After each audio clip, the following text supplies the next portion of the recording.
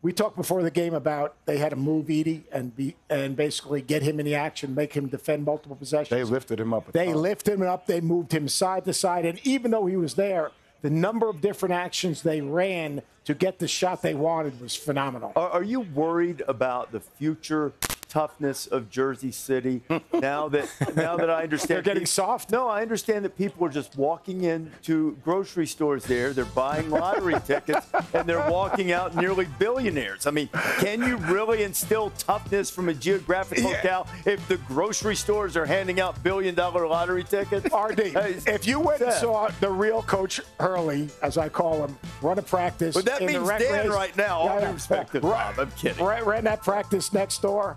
I mean, there's something about their mindset, though, of the Hurley family. They're an entity within themselves in Jersey City. We're looking at every single team that's won the tournament by double digits. I got lucky in 2001 with Shane and Mike Dunleavy to do that. You weren't bad. We pulled away late in some games. We did not win every single tournament game the way these boys just did. You were down, as I recall, 22 in the National to Maryland. Semifinal, a game that I sat courtside for. You were down 22 to Maryland. That came back and won, obviously, a really impressive performance. But I mean, they haven't, probably Alabama semi-threatened them, like with about, 12, 13 minutes to go. 3 runs. Yeah, and that's about it. That was their biggest competition. And we all said all along, how are they going to respond? That Alabama game said a lot because 3 times Alabama made a run, and then 3 times they answered it with a 7-0, 7-0, and I think 11-0 run. Then they closed the game out at the end. So, I mean, they were built for it. They were built for it because they had a toughness and a confidence and a swagger and a belief and a trust in each other. We watched this whole tournament. Can you remember them taking a bad shot? They didn't take a lot. No, not many, and so many of them right at the end of the shot clock too, because they can play fast, but they're comfortable running their stuff and getting shots late. And one of the reasons for that is Tristan Newton, who I'm told was just named the most outstanding player of the Final Four. Tremendous. Congratulations to him. He was outstanding. Can you remember a time they took a playoff? Oh no, no, absolutely not. I mean, we've seen them 2 years in a row play through this tournament, and we can't even think about a bad shot or play it off. You were gracious enough to have us over to your house to watch the Elite Eight games, and they go on that 30-0 run against Illinois, and we were sitting there going, they're like trying to make sure they don't score again the rest of the game rather than going, okay, we got these guys, it's over.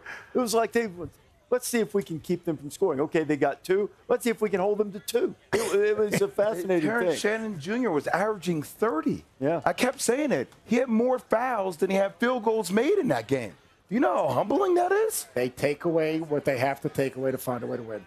It's incredible. The one thing, though, Jay, Will, you mentioned it a minute ago with Purdue. I joked about it. You guys gave me a hard time, said, Purdue don't and Purdue doesn't, all that.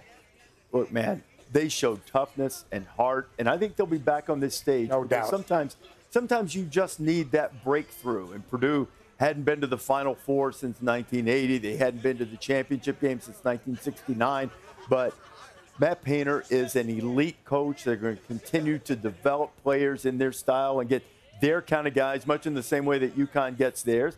And, a lot of other years, that Purdue team would have won a national championship. And I don't know. I don't know how many guys they make in this world, 7'4", 340 like that, like Zach. No, I'm not saying they're going to get. No, I hear you. I just think, once again, it proves like you need special players to help you get over. Like Zach Edey is a special player. And they ran into a special team. And, we talked about the length in the pregame show. That length, it didn't impact Edey, but you know what it did impact? Fletcher everyone Loyer, else. Braden Smith, Lance just Jones, the length and size of that backcourt, and then Cam Spencer Hurley coming up with 50-50 balls. Smith played well tonight. They talked about him not getting. He was terrific. He only turned the ball over one time. He had 8 assists. He was the only guy other than Edey in double figures. And I know they pushed him out, and he has to deal with length, and they made it a little bit harder on him. But he played pretty well. I think he played okay. I'm going to say, as an opposing guard, if I hold you to 12 points on 12 shots, I'm doing my job. Yeah, it's true. And he was 4-12 from the field, 12 points. The 8 assists, 1 turnover was really good. It just still felt like he was ineffective, and a lot of that, I think, was due to size. Fletcher Loyer is averaging 12 points the last 4 games. He had a donut tonight. And then Lance Jones got in foul trouble. Then, that made it difficult. And then Mason Gillis comes in, and they took him out. The end of every game, the walk-ons were in for Connecticut. Every single tournament game. I've never seen that before. No. And I can't sit here and tell you, all right, you stack up roster to roster with the teams in history where UConn stacks up. Are they better than the 69 UCLA Bruins or all that? But nobody's ever done this. Nobody's ever been this dominant against the field as UConn has been in the last 2 seasons. It's absolutely remarkable. And the job that they did against the Purdue guards, like the only scoring Purdue got in this game, they held Purdue to 60 points. The only scoring they got was Zach Edey inside and then Braden Smith. They shut everybody else off. And the strategy they had of going, they doubled a few times, but mostly when it was Samson Johnson in there. But the strategy they had of going one-on-one in the post, let's see if Zach Edey, you can make enough twos to beat us. And they shut off the three-point attack of a team that's averaging over 8 threes a game and shooting almost 41% from three. One of the best shooting teams in the country. They limited to 1 3-point field goal. That's remarkable. And only 7 attempted. Yeah, 7 attempted. Just remarkable. Just a great game plan by the UConn staff that was executed beautifully by the players. The collective responsibility, offensively and defensively. To me, that's what jumps out at me. It's not just one guy. It's collectively everyone buys into exactly what they need to do. You talk about the game planning, offensively and defensively. Moving in the action, making the extra pass, making plays advantage, disadvantage, getting to the offensive glass. Jay, Will, you mentioned the offensive rebounds and the number of rebounds the guards get. Offensively and defensively, the collective responsibility of just, I'm going to do whatever I have to do in my role to help us win. I think from beginning to the end of the season, and JB, I agree with you. I don't know how they compare against some of the other great teams talent-wise. I don't know if I've ever seen a team more in sync than what UConn has been this entire year. The consistency of being in sync both defensively and offensively is one of the most profound things I've ever seen this year. And they were 37-3. I don't know what their numbers were healthy, but they weren't healthy all year long. Stephon Castle was injured. Donovan Klingham was injured. But what have they won? Like 26 of the last 27, something like that? It's absurd how good this team is. And Purdue is really good. Yeah. I mean, that's a really good basketball team. And they shut them down in the second half. There was a portion of the second half where Purdue was shooting 25%. Now, they got it up to 40 because at the end of the game with a 17-point lead, basically they were saying, hey, no threes, no fouls. And Alex Caravan was having to guard Zach Edey, so they got a number of points there and then putting full court pressure on. It was just a running the clock out. But, to run the clock out in a national championship game against a team like Purdue, they were dominant. And your point about rebounding, like all year long, I mean, Donovan Klingham's their leading rebounder, but really their best rebounders have been their guards all year long. And, for the second game in a row, Cam Spencer gets 8 rebounds. Well, these guys are all over the place. I would have loved to see if they had, what do they call them, pedometers, to see how many miles these guys run with the offense they run. I mean, they are just constant motion, and you're going to lose them sooner or later. That middle action they ran, Samson Johnson gets two lob dunks. It's ridiculous. He's like a knuckleball pitcher. Like they're running with Klingham and doing his stuff, and then the speed that Samson Johnson rolls off of those ball screens to get behind the defense is ridiculous. You said it earlier in the season, and it blew my mind because I recognize it. It's FIBA offense. I mean, that's European basketball. Right.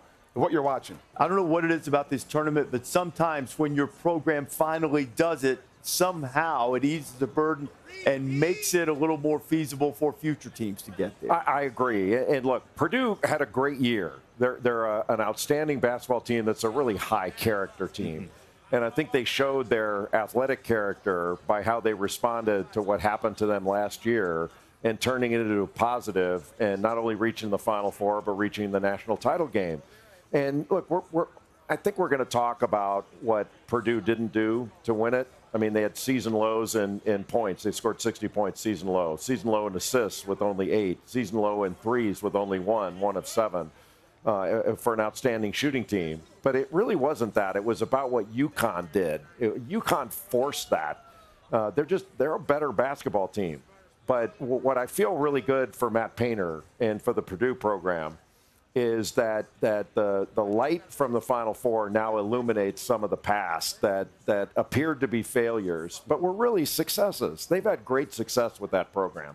And, you feel great for Gene Cady, who coached Matt Painter and mentored him, and for Matt Painter himself, who's been one of the real good guys in the game and one of the truly great coaches in the game. Classy, poised, the way they handled their failures and met it head on, how they prepared for this season, how they dealt with adversity throughout the season on a couple of losses.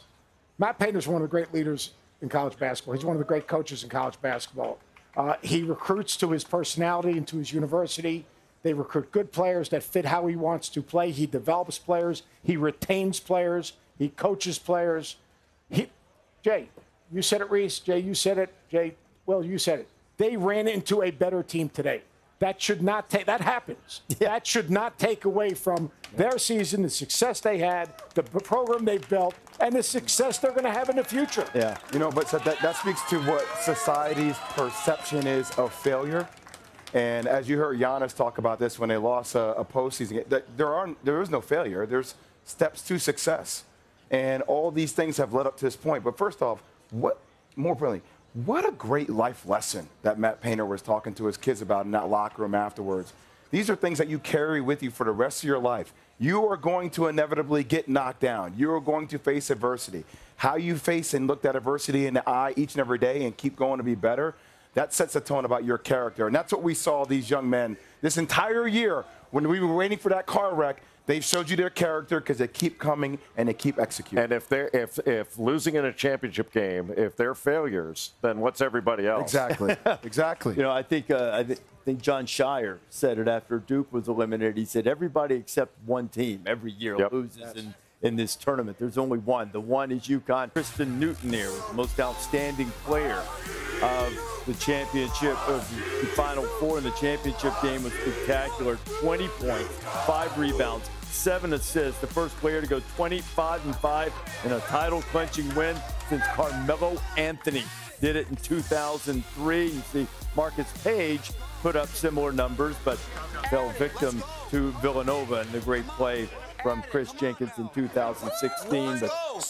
UConn has a right to celebrate, and it is hard to dispute what is written on that T-shirt: basketball capital of the world. It is a hot spot, and it is the epicenter of the college basketball universe right now. Just incredible. And Tristan Newton, to your point, the winner of the Bob Cousy Award as the best point guard in the country, proved it really for the second year in a row. I thought he was spectacular last year against San Diego State in the NCAA championship game. He follows it up with 20 points, 5 rebounds, 7 assists, not a single turnover in the basketball game. And even late in the game when Purdue was having to press, UConn's able to beat that pressure really with ease. And in large measure, that's because of Tristan Newton and Cam Spencer. The way this team, as skilled as they are, they're so skilled with the ball, and they're skilled with their passing and cutting, their timing. You use the term, Seth, connected a lot with this team, and I think it really applies. Like, this is a connected group. And it really seems like, and I have coaches say this all the time, but it seems like they don't really care who gets the credit. That's a great way to play, and they're relentless, and relentless is really hard to beat. And for the last 12 games in NCAA tournament play, it's proven impossible to beat. I'm going to say it over and over again. They're just fun to watch. That they do the hard things consistently, and they make the hard things look easy. And that's really hard to do. You talk about the pressure. Catch, face, throw over the top. Attack, nope, pull it back out. Have the right spacing. Coming out of timeouts. Execution, execution, execution. Oh, they're overplaying Tristan Newton. We're going to lift, go back door.